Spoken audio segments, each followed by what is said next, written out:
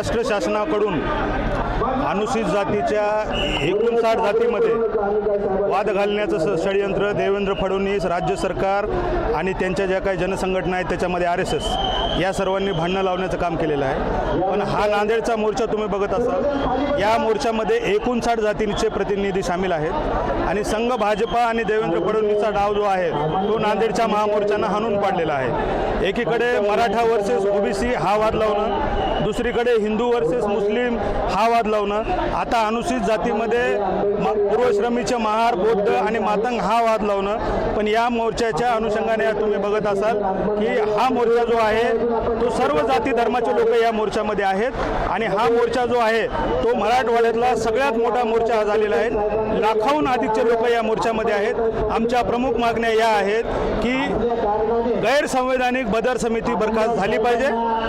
1 August 2024चा जो supreme कोर्टाचा निर्णय आहे तो ऐच्छिक आहे, तो निर्णय जो आहे तो कंपल्सरी निर्णय नाही।